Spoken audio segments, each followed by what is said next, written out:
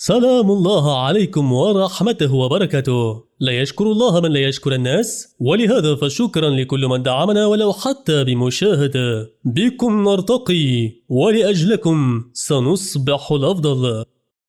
بتبدأ الحكاية في أحد المدن وبنسمع صوت الطلاب بيتكلموا سوا، وبيقول واحد منهم إنه مش فاهم إيه فايدة الاختبارات لو كان الهدف بتاع الكل بس هو رفع قوته. بترد عليه زميلته بإنهم مش كلهم محظوظين وأغنياء زيه، وإن في كتير من الطلاب بيضطروا يستنوا لما يدخلوا المدارس العسكرية عشان يحصلوا على كتب قدرات مجانية. أخضر الشعر بيقول لها إن الفقراء فعلا محظوظين لأنه اشترى كتاب القدرات بتاعه بسعر غالي جدا، ولكن أبو طاقية بيوضح له إنهم برضه محظوظين لأنهم حصلوا على الكتب بدري عن الكل. أخضر بيقول له إن اللي محظوظين بجد هم الأشخاص اللي اتولدوا بقدرات، والأشخاص دول معروفين بالأصليين وهم مصدر كتب القدرات كلها. وسط كلامهم عن مدى أهمية الأصليين واللي واجهوا عشيرة دلكي بنفسهم، بنشوف واحدة غريبة شعرها أخضر واقفة في وسط الشارع وشكلها مستنية حاجة مهمة. الحاجة دي في الحقيقة بتكون شخص اسمه رايلي، وبيكون مشهور جدا في مدرسته لأنه وسيم ومن المستوى الرابع كمان.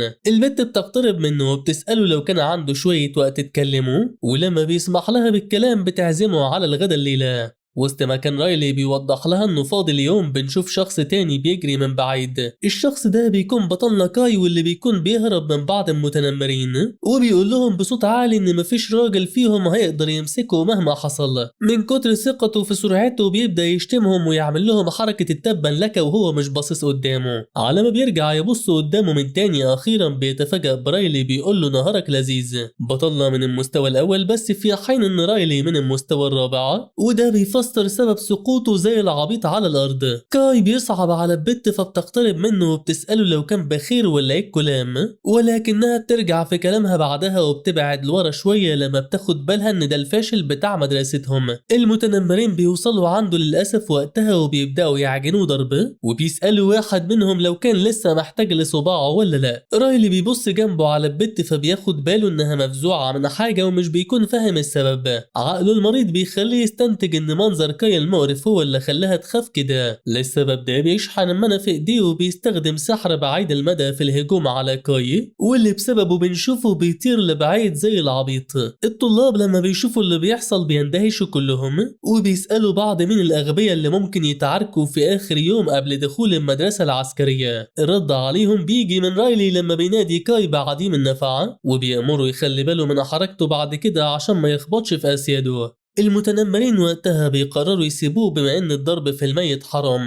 في حين ما كان رايلي بيطلب من البت تمشي لو كانت خايفة على كاي. احد الطلاب اللي على اليمين بيوصل متأخر وبيسأل زمايله عن اللي حصل، وبيرد عليه واحد منهم بان كاي العبيط عمل مشكلة مع رايلي الفاجر. بيكمل الشخص ده بانه ما يعرفش اسم بطلنا مع انه معاه في نفس الفصل، ولكن المهم ان كل المدرسة بتناديه بصاحب المستوى الاول اللي ملوش لازمة. سبب كلامهم الوحش على كاي هو انه مش بيمتلك اي قدرة حتى الان، وغالبا كده فكل اللي ما عندهمش اي قدرة قبل دخولهم الاكاديمية العسكرية بيتم التنمر عليهم.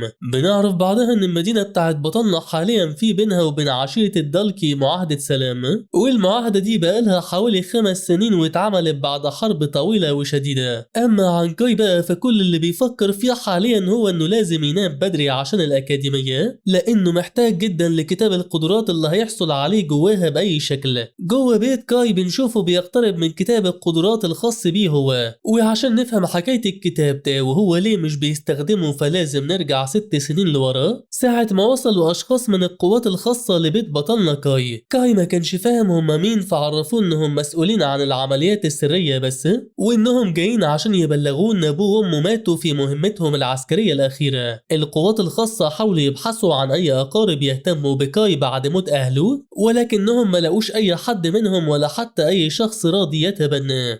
بيطمنوا الشرطي بانهم هيتكفلوا بكل مصاريفه لحد ما يدخل الاكاديميه العسكريه، وكمان بيسلموا الحاجه الوحيده اللي عيلته سابوها له. الحاجه دي يا صديقي كانت هي كتاب القدرات الموجود معاه حاليا واللي شكله طالع من المتجر بتاع شيطان الكتب لين. من وقتها بقى وحتى الان بيسال بطلنا نفسه عن سبب انضمام اهله للحرب، وبيقول انه كان بيتمنى لو كانوا اهله سابوا له صور ليهم احسن من الكتاب الزباله ده. ما هو من ساعه حصوله عليه وحتى الان مش عارف يفتحه ابدا جدا مهما حاول، لدرجة انه خلاص فقد الامل وقرر انه يستنى لما يحصل على كتاب الاكاديمية المجاني. كاي الحزين بيقول انه بدأ ينسى شكل اهله للاسف، وكان بيتمنى بجد لو كانت في صورة ليهم موجودة معاه. وسط كل افكاره السلبية دي مناخيره بتنزف على كتاب القدرات اللي في ايديه، ووقتها بيسحب منديل من جنبه وبيقول ان دي مش اول مرة ينزف فيها بسبب التنمر عليه. للسبب ده فبيهتم بتنظيف الكتاب اكتر من مناخيره نفسها. حتى يا صديقي كاي بيتفاجأ لحظتها لان الكتاب بيبدأ ينور بشكل غريب، وبيقول في نفسه ان ده اكيد معناه انه هيحصل على قدرة معينة. للسبب ده فرغم خوفه الشديد الا انه مش بيحاول يقاوم اللي بيحصل معاه، وبالفعل بعدها بيصرخ بصوت عالي وبيقول ان الكتاب اتفتح لوحده بشكل عجيب. الكتاب كله بيبدأ يختفي خلال ثواني وبيتحول بالكامل لطاقة بتدخل جوه دماغ كاي، واللي بيبدأ يرفع صوته من شدة الألم وبيقول انه ما كانش يعرف ان العملية هتكون صعبة جدا كده. فور نهاية العملية واخيرا مش بيقدر بطلنا يتحكم في جسده وعشان كده بيغمى عليه. آخر حاجة فاكرها كاي هي النافذة اللي كان مكتوب فيها نظام مصاص الدم،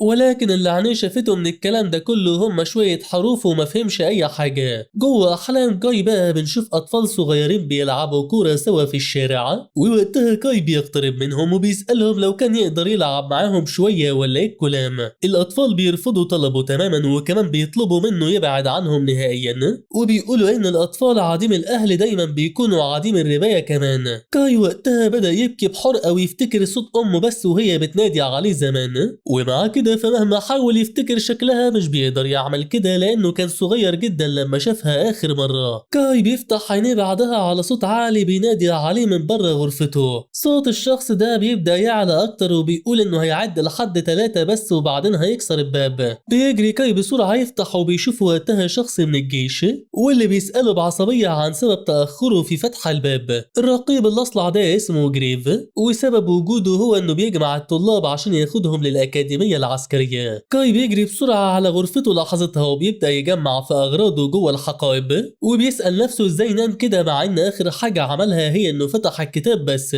كاي بيندهش وبيسكت للحظة لما بيفتكر انه فتح الكتاب فعلا بعد سنين طويلة من المحاولات، ولكن دهشته العبيطة دي تسببت في سقوط نظارته وتعرضها للكسر كمان. كاي بيبكي جوه نفسه وبيقول انه كده مش هيشوف حاجة في اول يوم ليه جوه الأكاديمية، ولكن كل حاجة بتتغير بعد ثواني لما بيلاحظ ان نظره اصبح طبيعي تماما. جريف بصوته العالي بيفكره انه لسه مستنيه حتى الان، وبيقول له لو ما خرجتش فهدخل اجيبك من سروالك يا اسطى. كاي بيطلع يجري فعلا، ولكنه لما بينزل بيتعرض للتوبيخ، وبيسأله جريف لو كان فاكر نفسه في رحلة مدرسية ولا ايه الكلام. جوه الباص بقى بيحاول كاي يجلس جنب رايلي ولكنه بيرفض، وبيقول لبطلنا يشوف له مكان تاني لان الكرسي اللي جنبه محجوز. كاي الحزين بيحاول يشوف له مكان تاني ولكنه مهما حاول يدور مش بيلاقي ابدا.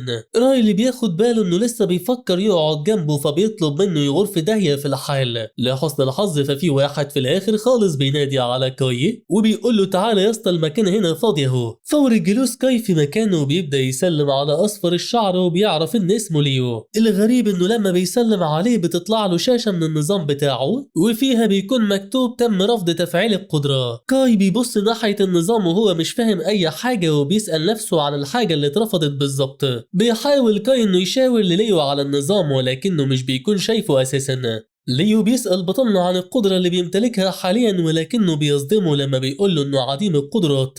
ليو بيندهش وبيقول له انه اول مرة يشوف حد زيه كده، وساعتها في الحزن اللي جوه بطلنا بيزيد اكتر من الاول. جريف لما بيسمع صوتهم بيعلى بينفعل عليهم وبيفكرهم انهم رايحين اكاديمية عسكرية مش رحلة، وكمان بيوضح لهم انهم لو فضلوا يتكلموا هيعاقبهم فور وصولهم الاكاديمية. بتحصل بين ابطالنا لحظة صمت هنا وبيكون كاي عمال يفكر في حوار النظام، وبيسأل نفسه لو كانت بتاع ده ليه علاقة بكتاب القدرات اللي فتحه امبارح بالصدفة. ما هو أدرك خلاص إن هو بس اللي يقدر يشوف النظام ده، واللي فيه بيكون مكتوب إنه من المستوى الأول وإن صحته 10 نقاط بس. حماس كاي بيرتفع لحظتها وبيسأل نفسه لو ده معناه إنه أصبح من أصحاب القدرات خلاص، ولكن مشكلته حاليا إنه مش عارف يحدد إيه قدرته بالظبط وإزاي يستخدمها. بيبدأ كاي يلعب في النظام عشان يحاول يفهم عنه أكتر وقتها، في حين ما كان ليو بيبص بيبص عليه وهو ساكت وفاكره مجنون أو عبيط. أثناء اندماج بطلنا مع النظام بيشعر بحرارة الشمس بتضرب في جلده جامد، والغريب إنه تدريجيا بيشعر وكأن جلده بيحترق والوضع بيكون خطير. ما هو النظام كمان كان عمال يطلع له برسائل تحذيرات وحالته الصحية عمالة تتدهور. أخيرا وبعد ثواني بيفهم كاي كل حاجة لما بيقول له النظام إن كل صفاته وإحصائياته بتنخفض للنص لما بيتعرض للشمس. كاي الحزين بيقول هو أنا ناقص يا جدعان، وبيسأل نفسه لو كان ده معناه إنه حاليا من المستوى نص مش المستوى واحد حتى. النظام بيقول له إن كل صفاته الأساسية كانت 10 نقاط بما فيها صحته، ولكنها حاليا كلها 5 بسبب تأثير الشمس. كاي بيستجمع قوته أخيرا بعدها وبيقدر بيها إنه يقفل ستارة النافذة فورا.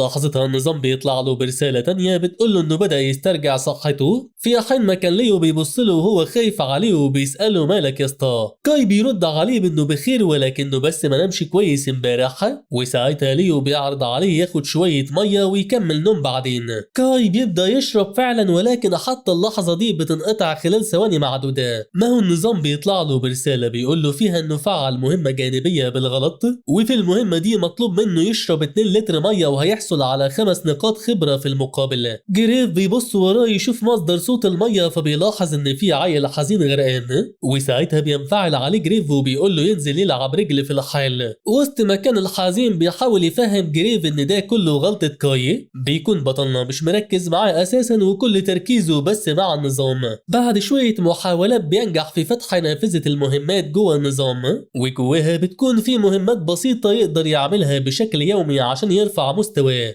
كاي بيستغرب لأن القدرات العادية بيتم تطويرها بشكل تاني خالص، أو يعني عن طريق القراءة والتدرب على كل مكونات كتاب القدرة نفسه، لكنه على عكسهم فهو حاسس إنه دخل جوا إحدى منوات الخيال واللي فيها بيحصل الشخص على نظام أشبه باللعبة. بيحاول كاي يبص جنبه ويسأل ليو عن أي حاجة تفيده ولكنه بيلاقيه نايم، وبيقول في نفسه إنه حزين لأنه مش شايف أي فايدة لقدرته غير بس إن نظره أصبح أقوى. أفكاره بتنقطع كليا لما بياخد باله ان الطلاب كلهم ناموا جوه العربية بالفعل. النظام بيبلغ بطلنا ان في مادة غريبة منتشرة في الجو، والمادة دي مخليه حاسس بالتعب ولكنه بيقاوم بس بفضل النظام. جريف بيعدي من جنبه لحظتها وبيقول ان في بعض الطلاب اللي مقاومتهم لغاز النوم عالية، وعشان كده بيلبس بطلنا الكيس وبيقول له ما يحاولش يقاوم لانه بيساعده على النوم بس. بيعدي الوقت بعدها بالفعل وبيفتح بطلنا عينيه وهو في مكان مختلف تماما عن الباص، وبيكون قدامه صاحبه الجديد ليو اللي بيقول له انه فعلا كان ناقص نوم. بيكمل ليو بانهم وصلوا حاليا للاكاديميه ولكن ما حدش فيهم شاف الطريق لهناك. المجموعه اللي فيها بطلنا حاليا بتكون مكونه من 5 اشخاص، اولهم صفراء الشعر ايرين، وتانيهم بتكون البت ليلى، والتالت واحد اسمه بيتر، وبقيتهم هم ابطالنا. المشرفه جيم بتخرج من اللامكان لحظتها وبتقول لهم يستعدوا لبدايه الاختبارات، وبيكون معاها شخص متخفي بيطلب من الطلاب ما يتحركوش غير ما يسمعوا اساميهم بس. في البداية خالص بيجي دور بيتر وبيكون بطلنا حزين لأنه حتى ما يعرفش ايه نوع قدرته. جيم بتسأل بيتر عن القدرة اللي بيمتلكها ونوعها ومستواه الحالي، ولكنه بيصدمها لما بيرد عليها بأنه من عديم القدرات اللي بيلقبوا بالفاشلين. ليلى بتكون مصدومة لما بتسمع كده وبتقول إنها أول مرة تشوف شخص عديم القدرة بعينها، في حين ما كان بطلنا بيقول إنه سعيد لأن في أشخاص ملهمش لازمة زيه. أما عن جين فبتطمن بيتر وبتقول انه هيكون بخير حال لان اكاديميتهم هتقدم له كتاب قدرات مجاني تماما. بيتر بيتحمس جامد وبيسألها لو بجد هياخد الكتاب مجانا لانه مفلس كليا، وساعتها جيم مش بس بتأكد على كلامها بل كمان بتحدد قوته من المستوى الاول بشكل رسمي. بطلنا بيلاحظ انهم كلهم لابسين اساور فبيندهش، وساعتها ليلى بتوضح له كل حاجة وبتقول له ان السوار ده بيحتوي على كل معلوماته وكمان على النقاط واللي بتعتبر العملة المستخدمة جوه الأكاديمية. بعد نهاية الدور بتاع بيتر بيجي دور بطلنا الحزين وبتنادي عليه بالفعل جين. كاي من صدمته بيسأل نفسه هيتصرف ازاي في الورطة دي بالظبط، ولكنه بيكون مجبر يخرج عن أفكاره لما بتسأله جين عن القدرة بتاعته. كاي بيقول في نفسه انه مش فاهم هي ليه بتسأله وهي بتمتلك معلوماته كلها، ولكنه بيرد عليها مجبرا بانه عديم القدرة حاليا. المتخفي اللي جنبها بيطلع كتاب من معاه وبيقول له ياخده ويبقى يذاكر مع بيتر لو كده. كاي لما بيمسك الكتاب بيطلع له النظام برسالة وبيقول له انه ما يقدرش يتعلم اي قدرة جديدة مهما حاول. كاي بيفتكر انه فعلا سمع قبل كده ان كل شخص يقدر يمتلك واحدة بس من القدرات، ومع انه يقدر يبدل الكتاب من النظام بمقابل 10 نقاط خبرة، الا انه بيرفض يعمل كده لان المشرفين مع الوقت هيلاحظوا انه ما تعلمش القدرة موجودة جوه الكتاب، وساعتها هيفهموا انه مختلف عن الاخرين وهتحصل مشكلة كبيرة. للسبب ده بيكسر صمته وبيطلب من المشرفين ياخدوا الكتاب منه لانه مش محتاج له. جين بدهشة بتسأله لو كان واثق انه مش عايز الكتاب مع انه مجاني تماما، وبتوضح له انه لو ضيع الفرصة دي فهيضطر يكتشف قدرته بنفسه فيما بعد. وسط اصرار بطلنا على كلامه بتطلب منه جين يستنى اللحظات خلاص لو الحوار كده. بتروح جين تقف على جنبه وبتتواصل مع القيادة عشان تبلغهم باللي حصل معاها، وساعتها الزعيم بيسألها لو كان كاي من جماعة الطاهرين، ولكنها بترد بالنفي. ما هي عارفة كويس ان الجماعة دي بتعتمد على الأسلحة الروحية المتطورة في القتال، ولكنها مش شايفة أي سلاح مع الحزين كاي. بتخلص جين المكالمة بعد ثواني وبتطلب من كاي يستعد للاختبار في الحال. في الاختبار ده بيكون مطلوب منه تحطيم الأهداف الثلاثة بأقصى سرعة، ولكن مشكلة كاي الكبيرة هي ان الاختبار بيتم في الشمس. رؤية كاي وقتها بتكون ضبابية بالنسبة إلى جانب انخفاض كل صفاته للنص.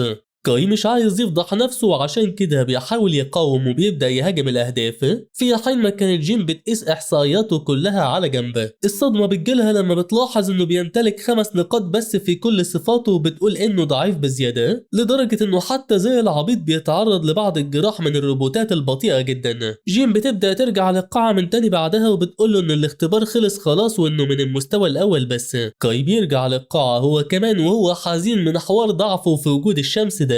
بيروح بعدها يدور على حتة بعيدة عن الشمس شوية في الخارج، في حين ما كان ليو بيطمنه بانه اكيد هيرفع قوته خلال السنتين الجايين. سبب وجود ابطالنا في الخارج حاليا هو موضوع الاختبار واللي فيه بيكون دور ليلى التالي، وبيقول ليو انه كان فاكرها في البداية من جماعة الطاهرين برضو. بيشرح ليو لكاي ان الجماعة دي بتتكون من بشر عاديين بيرفضوا استخدام القدرات، وبيقولوا ان حوار المستويات والقدرات ده مؤذي لانه بيعمل نظام هرمي بين البشر. للسبب ده فالطاهرين بيعتمدوا على الاسلحة الروحية زي السلاح اللي مع ليلى، ولكنها على عكسهم تماما بتمتلك احدى القدرات وهي قدرة التحريك الذهني. جين بتقيم ان ليلى من المستوى الثاني فبتستغرب البت جامد، وبتسأل جين ازاي ده حصل مع انها كانت من المستوى الثالث في المدرسة. بترد عليها جين بانها رامية من المستوى الثالث فعلا، ولكنها استخدمت قبضتها في تحطيم بعض الاهداف والنظام حددها خلاص من المستوى الثاني. الدور اللي بعده بيكون بتاع ايرين، واللي بنشوف ليو بيخبط على كتفها وبيشجعها، ولكن تصرفاته دي بتخليها تتعصب جامد وبتستخدم قدرتها في تجميد ايديه خلال ثواني، وكمان بتقول له بعدها انها كانت لطيفة المرة دي ولو لمسها تاني هتزعله بجد.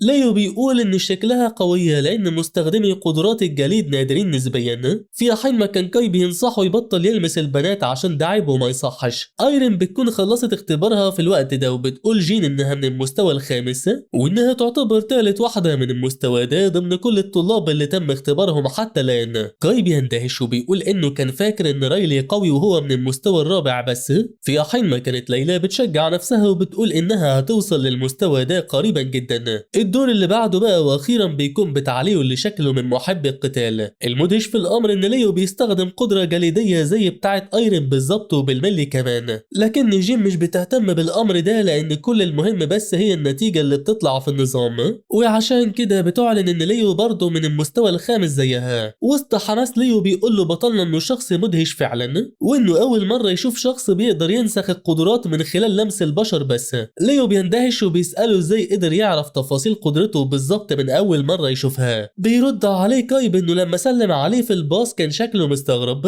وده اكيد لانه يعني معرفش ينسخ قدرته، وكمان فما كانش فيه اي سبب يخليه يلمس ايرين ومع كده لمسها ودلوقتي بقى بيستخدم قدرتها. كاي بيكمل بان الاسباب دي اكتر من كافية تخليه يفهم آلية عمل قدرته، ولكن ليو بيقول له ان الموضوع مش بالبساطة دي ولكن شكله بس ذكي بزيادة. كاي بيحلل الموقف مع نفسه على جنبه وبيقول انه دلوقتي بس فهم سبب رسالة النظام ساعة ما طلع له في الباص وقال له ان تفعيل القدرة فشل. ايرين بتقترب بعدها من ليو وبتسأله لو كان واحد من الاصليين او يعني الاشخاص اللي بيمتلكوا قدرة من لحظة ما اتولدوا. بيرد عليها ليو رد بارد لما بيقول لها تخمن وهو هيقول لها صح ولا غلط، وساعتها بتقرر تسيبه وتمشي لانها لازم تبقى باردة زي قدرتها بالظبط.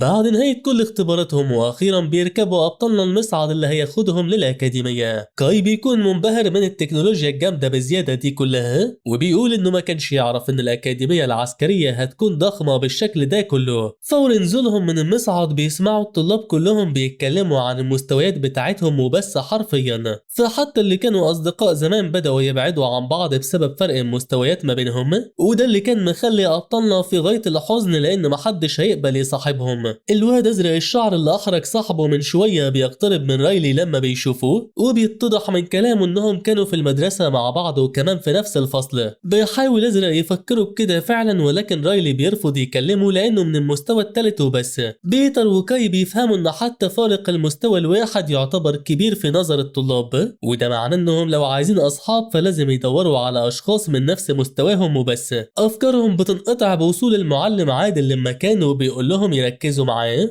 ويكونوا صف واحد بس حاليا عشان يسحبوا ارقام الغرف بتاعتهم في مبنى الطلاب السكني. بيتر بيلاحظ ان ليو مش جنبهم فبيسأل كاي لو كان شافه، ولكن كاي بيرد عليه بانه اكيد مشغول بكل الاشخاص اللي بيحاولوا يكونوا اصحابه بما ان مستواه عالي. بيتر وواحد تاني غريب بيسحبوا نفس الرقم وده معناه انهم هيكونوا في نفس الغرفة. الطالب الغريب بيكون من المستوى التاني ولما بيبص وراه بيلاحظ ان بيتر من المستوى الاول، وعشان كده بيروح ياخد الرقم بتاع كاي وبيقول له ان الفاشلين لازم يكونوا مع بعض بما انهم من المستوى الاول ويقدروا يعملوا نشاطات المستوى الاول سوا وكده. يعني الواد بيطلع يجري بعدها وسط صدمة كاي وبكاء بيتر على حاله واللي بيعتذر لبطلنا لانه اصبح مجبر يكون زميله في السكن. كاي بيرد عليه بانه ضعيف زيه ومفيش داعي للاعتذار ولا الحزن ابدا. افكار ابطالنا ومحادثتهم بتنقطع لما بيسمعوا صوت ليو بينادي من بعيد وبيسأل بصوت عالي مين اصحاب الرقم 23 غيره هو شخصيا. لما بيعرف انه هيشارك نفس الغرفة مع ليو بيتر بيكون سعيد وبيتعامل كويس جدا معاهم رغم ان فارق المستوى بينهم كبير جدا. الغريب في الامر اننا لو رحنا لجانب اخر فهنشوف اتنين بيتكلموا سوا وطويل الشعر اللي على الشمال بيكون مستغرب لان رقم غرفة صاحبه اتاخد منه بالعافية. طويل الشعر بيطلب من صاحبه يشاور له بس على الشخص ده وهو هيعجنه ضربه، ولكن صاحبه قصير الشعر بيصدمه لما بيقول له ان الشخص ده من المستوى الخامس وفي غاية القوة. جوه مسكن الطلاب بقى بنشوف ليو بيسأل بيتر لو كان حابب يخرج يلف شوية ولكنه بيرفض وبيرد بانه محتاج يقعد يذاكر قدرته الجديدة كويس. بيتجه ليو لكاي وبيقول له تحب تروح فين يا اسطى، وبيرد كاي عليه بانه كان عايز يروح المكتبة يدور على شوية معلومات. لما بيوصلوا هناك بيكون كاي مندهش لان في اشخاص كتير مجتهدين ولكنه بيستغرب لانه شايف بقهم بيتحرك عادي ولكنه مش سامع اي صوت. ليو بيلاحظ اندهاشه بيقول له ان الاكاديميه دي اكاديميه خاصه مش حكوميه وانه طبيعي ما يعرفش انظمه المكتبه هنا لانه كان في مدرسه حكوميه. ما هي كل طاوله جوه المكتبه هنا بتمتلك واحد من الاجهزه السحريه دي واللي باستخدامها بيتم تفعيل حاجز بيعزل الصوت جواه. لما بيقعدوا بعدها بياخد ليو باله من كميه الكتب الكبيره اللي مع بطلنا فبيساله عنها وبيوضح له كاي انه بس عايز يعرف انواع القدرات بما انه ما خدش كتاب القدرات المجاني. ليو بيضحك وبيقول انه كان فاكره احد اعضاء منظمة الطاهرين في البداية ولكن شكله كده بس كان خايف يبقى تابع للجيش. بيستغرب كاي وبيسأله يقصد ايه بالكلام ده فبيشرح له ليو الحكاية وبيقول له ان الجيش مش بيمنح قدرات مجانية بجد وانما اي شخص يحصل على قدرته من الكتب بتاعة الجيش بيكون مجبر يساعدهم في الحروب او يعني يسمع اي اوامر تيجي من الجيش مستقبلا من غير اي اعتراضات. رغم حزن بطلنا على صاحبه بيتر الا انه بيكلم ليو في حوار تاني وبيسأله لو كان سمع قبل كده عن أي قدرة بتخلي صاحبها أضعف في وجود الشمس.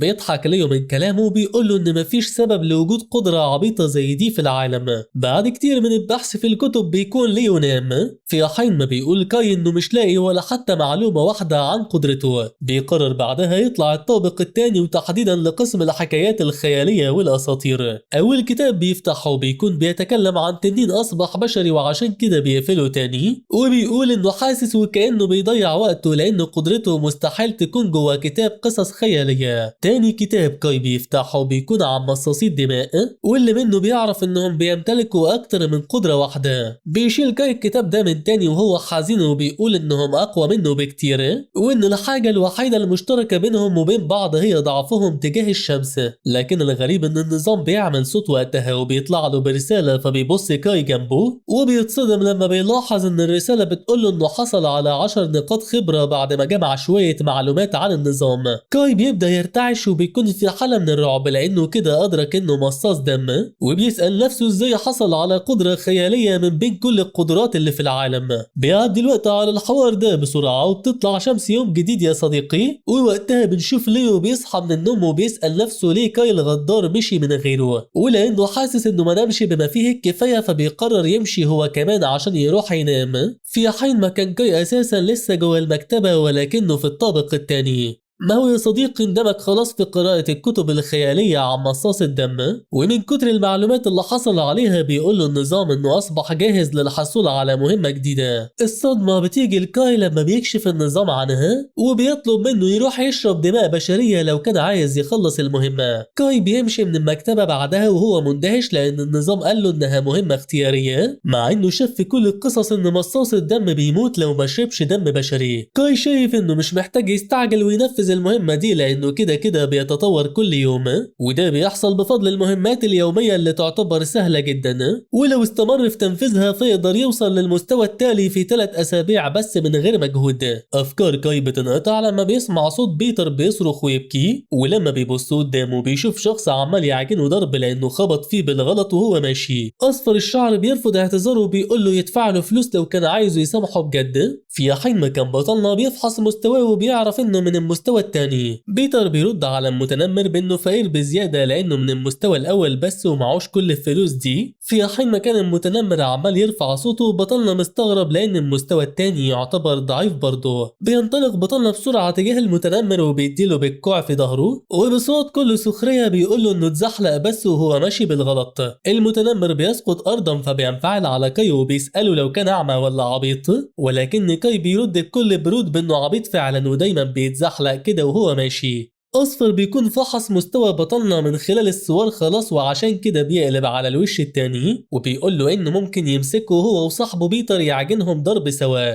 أصفر بيكمل بإنه هيسامحهم في حالة واحدة بس وهي لو دفعوا له تعويض، ولكن كاي بيرفض وبيقول له إنه مش بيحب المتنمرين أمثاله. النظام بيطلع لحظتها برسالة جديدة لبطلنا وبيكون كاي مندهش لما بيسأله النظام لو كان حابب يفعل النمط القتالي. النظام الجدع كمان بيديله مهمة فرعية جايزتها 50 نقطة وبيطلب منه يهزم أصفر، وده اللي بيخلي كاي يتحمس لأنه محتاج 100 نقطة بس أساسا عشان يوصل للمستوى الثاني. أصفر بيستخدم القدرة بتاعته واللي بتسمح له بالتحول جزئيا لنمر قوي المخالب، وبيها بيهجم فورا على بطلنا اللي بيلاحظ ان سرعة خصمه خيالية مع أول هجوم. كاي في الوضع القتالي حاليا وعشان كده بيقدر يدفع أصفر لبعيد بلكمة مضادة، بما انه في الوضع ده بيستخدم قوته كمصاص دم مش مجرد بشري عادي. أصفر بيستغرب وبيسأل نفسه ازاي ممكن دي تكون قوة شخص من المستوى الأول، ولكنه بيستنتج ان صفة القوة عند كاي ممكن تكون هي بس اللي من المستوى التاني. كاي في الناحية التانية بيكون ماسك دراعه بعد ما تعرض للإصابة وبيقول انه لسه فاكر ان قوة ليلى كانت من المستوى التاني مع ان نقاط القوة عندها كانوا 8 بس،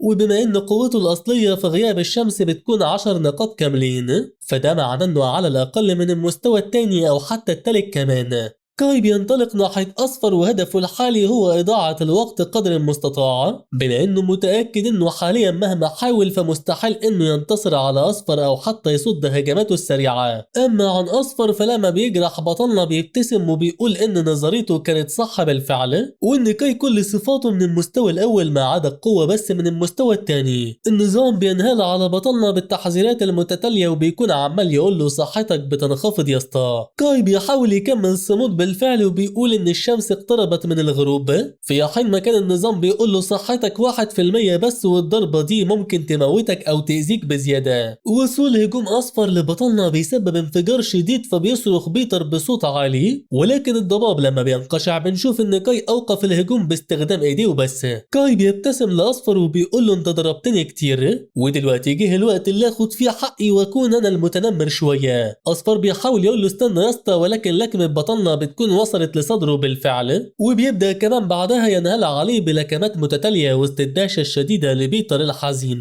ما هو لسه من شوية كان شايف كاي بيتعجن ضربه والجراح بتملى جسده، ودلوقتي كل حاجة اتغيرت في خلال ثواني بس وأصبح هو اللي بيضرب رغم إن أصفر أعلى منه في المستوى. كاي بيبص لإيديه بعدها وبيبتسم وبيقول إن دي فعلا هي قوة مصاص الدم اللي كان نفسه يجربها من زمان.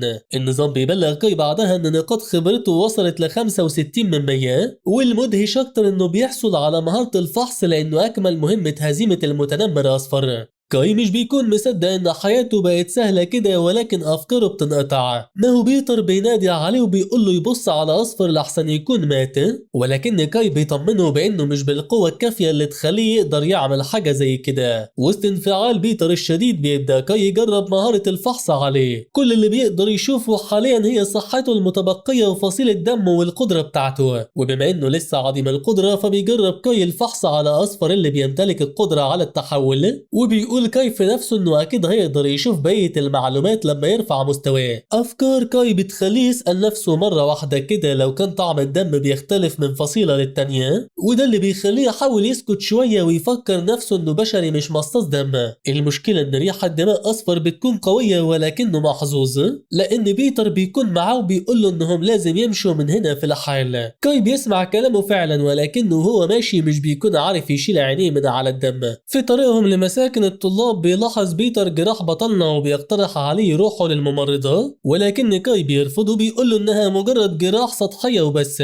المشكلة انه لما بيبص لدراعه بعدها بيلاقي ان جراحه بتعالج نفسها بنفسها. طبعا كاي مش عايز بيتر ياخد باله من اللي بيحصل، وعشان كده بيطلب منه يكمل طريقه لوحده بما انه راجع نفسه خلاص وهيروح فعلا للممرضة. بيتر بيقترح على انه يروح معاه، ولكن كاي بيرفض وبيقول له يرجع المبنى بس عشان يطمن ليه وعليهم. لما بيبعد كاي عنه بيبص لجراحه وبالفعل بتكون اتعالجت كليا. النظام بيطلع له وبيقول له ان مفيش حاجة ببلاش في العالم ده، وان قدرة الاستشفاء اتسببت في زيادة الجوع جواه. كاي عبيط وكالمعتاد للأسف مش بيفهم رسالة النظام بمعناها الأصلي، وعشان كده بيقرر يروح ياكل لأنه فعلا حاسس بجوع شديد بزيادة. في الوقت ده نفسه بقى وفي غرفة التدريبات بنشوف ليلى بتتمرن، ولما بتخلص تدريب بتاخد بالها ان كاي داخل الصالة فبتقف على جنب خالص. بتقرر انها تستخبى شوية عشان تشوفه جاي يعمل ايه في صالة التدريب مع انه ضعيف بزيادة، وبالفعل فكاي مش بياخد باله من وجودها وبيقرر يشغل الاختبار على مستوى الصعوبة المتوسط. ليلى بتسخر منه جوه نفسها وبتقول ان شكله فاشل وما تقبلش لسه فكرة انه من المستوى الاول. بس كل ده بيتغير بعد ثواني لما بيندفع كاي ناحية أول هدف بسرعة وبلكمة واحدة بس منه بيقدر إنه يطرحه أرضا.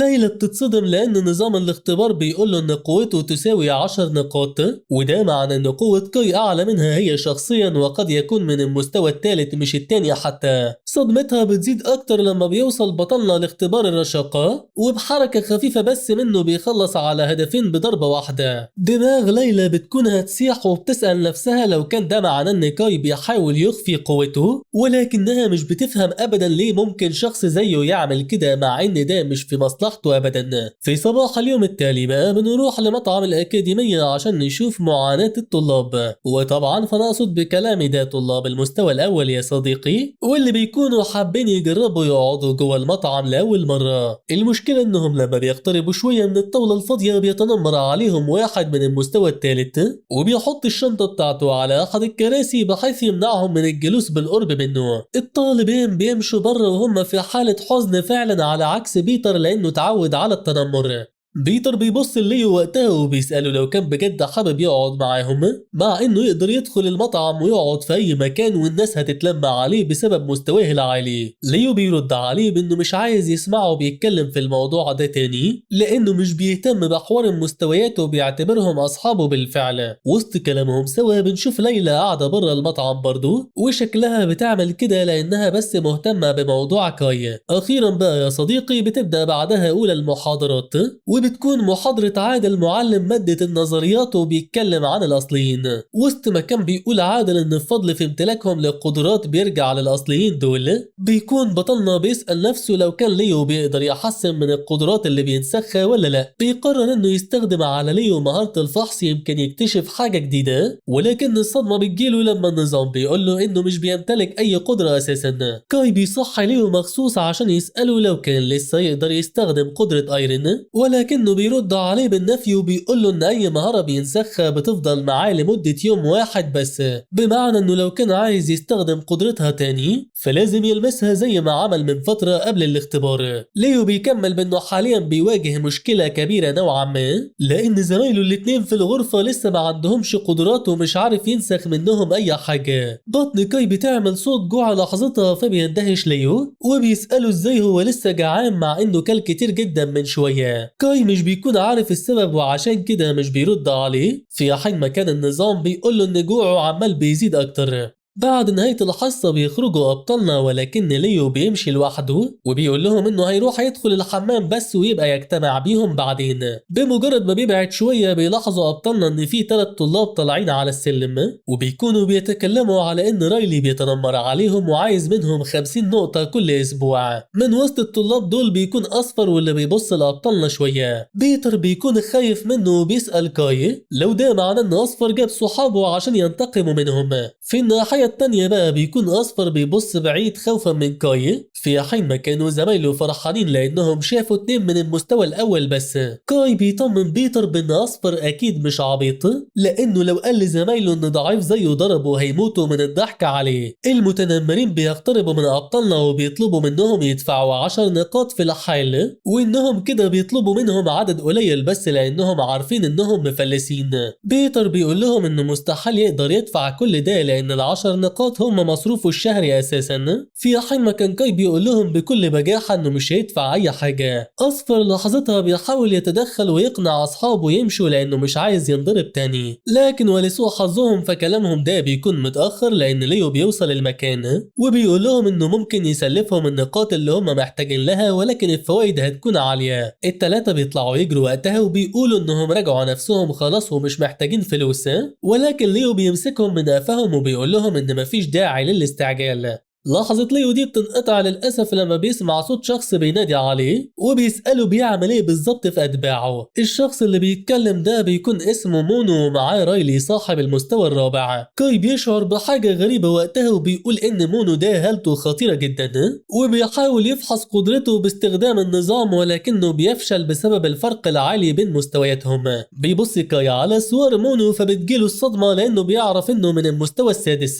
كاي متفهم حجم خطورة الموقف لأنه عارف إن حتى الفرق بين المستوى الأول والتاني كبير، وبالتالي فلو حصلت معركة بين مستوى خامس زي ليو وسادس زي مونو فأكيد مونو هيكسب بسهولة. ليو بيسيب المتنمرين عشان يشوف حوار مونو ده واللي بيكمل المتنمرين بشكل متكبر وبيقول لهم يغوروا في داهية. ليو بيفتكر إن المشكلة كده انتهت خلاص فبيقرر يمشي مع أبطالنا من المكان، لكن مونو بينادي على أبطالنا وبيحاول يهينهم وبيقول إن أصحاب المستوى الأول لما يشوفوه فلازم يضربوا له تعظيم سلامة. كلام مونو بيعصب ليو فبيبص وراه وبيسأله عايز ايه بالظبط منهم. مونو بيرد عليه بان مفيش داعي لحصول مشاكل بينهم وانه بس عايز يحذره ان في اشاعات منتشرة بتقول انه مصاحب عيال من المستوى الاول. بيضربوا مونو بكلامه من تحت لتحت رغم انه بيتكلم بلطف وبيقول له انه متفهم ان الحب اعمى ومش بيخليه يفرق بين القوي والضعيف.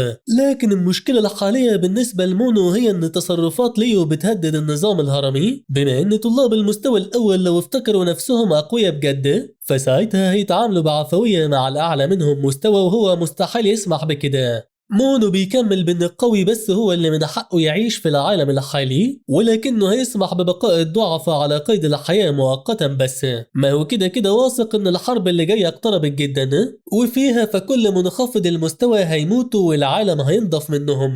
كلمة حرب دي بترجع لكي ذكريات الماضي الأليم، وتحديدا لما وصلوا ضباط المخابرات لبيته عشان يقولوا له ان عيلته ماتت في الحرب.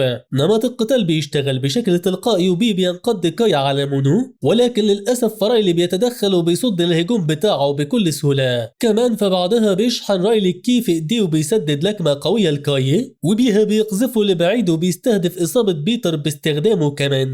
بكل سخرية رايلي بيفكروا بأنه ضربه قبل كده برضه، في حين ما كان مونو بيشاور لليو وبيقول له ان ده هو اللي كان يقصده بالظبط. ليو بيرفض يقف يتفرج على صاحبه بيتضرب وبينقض على مونو، ولكنه للأسف بيتفادى هجومه ده بكل سهولة. ليو بيبص وراه عشان يطمئن على كاي، ولكنه من جواه بيسأل نفسه ازاي هيقدر يهزم واحد في قوة مونو. كاي برضه بيراجع نفسه بيقول انه حط ليو في ورطة بسبب غبائه، بما ان ليو حاليا مش بيمتلك اي قدرة وهيعتمد على قوته الجسدية بس في القتال. لحسن حظهم فمونو بيبدأ يمشي من المكان وبيقول انه مش جاي يتعارك معاهم، وانما بس عايز يحذر ليو انه لو كمل في اللي بيعمله ده هيقتله. ما هم حاليا جوه الأكاديمية العسكرية وفيها قانون الغاب شغال، ولو اي حد خلص على التاني جواها فما حدش هيهتم باللي حصل. ولحد هنا بقى يا صديقي بنكون وصلنا لنهاية حلقتنا. فلو عجبك الملخص ما تنساش تعمل لايك واشترك في القناة وتفعل زر الجرس عشان يوصلك كل جديد. والسلام عليكم ورحمة الله وبركاته.